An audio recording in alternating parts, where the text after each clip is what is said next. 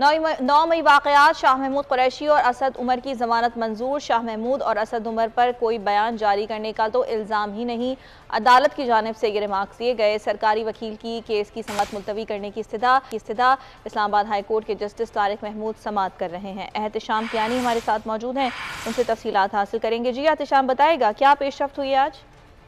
जी देखिए, पाकिस्तान तहरीक इंसाफ के रहनुमाओं शाह महमूद कुरैशी और असद उमर को आज इस्लामाबाद हाई कोर्ट से बड़ा रिलीफ मिला है, क्योंकि सेशन अदालत ने 9 मई के वाकयात पर दर्ज मुकदमे में उनकी जमानत की दरखास्तें मुस्तरद कर दी थी, जिसके बाद उन्होंने इस्लामाबाद हाई कोर्ट में ये दरखास्तें दायर की थी और उस पर दलाइल हुए। आज अदालत ने दलाइल सुने और अदालत ने प्रोसिक्यूशन से ये इस्तफसार किया कि उनके पास क्या शवाहिद हैं कि शाह महमूद कुरैशी और असद उमर की इस मुकदमे में, इस वक़ूए में क्या इन्वॉल्वमेंट थी। तो अदालत को बताया गया कि उन पर इमा का इल्जाम है। अदालत ने FIR पढ़ने का कहा और उसके बाद कहा कि चेयरमैन तहरीक इंसाफ पर यह इल्जाम है कि उन्होंने वीडियो पैगाम जारी किया, लेकिन इन दोनों रहनुमाओं पर कोई इस तरह का इल्जाम नहीं है, इसलिए शवाहिद दिखाए जाएं। जब प्रोसिक्यूशन अदालत को कोई शवाहिद नहीं दिखा सकी तो उस पर अदालत ने दोनों रहनुमाओं की जमानत मंजूर कर ली है और उनको 5-5 लाख रुपए की जमानती मुचल के जमा कराने का भी हुक्म दे दिया है।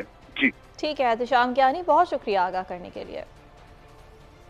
और इलेक्शन कमीशन की आम इंतखाबात की तैयारियां जारी, नताइज की वसूली के लिए EMS सिस्टम का इस्तेमाल किया जाएगा। इलेक्शन मैनेजमेंट सिस्टम ने इलेक्शन अमले की ट्रेनिंग का आगाज कर दिया गया है।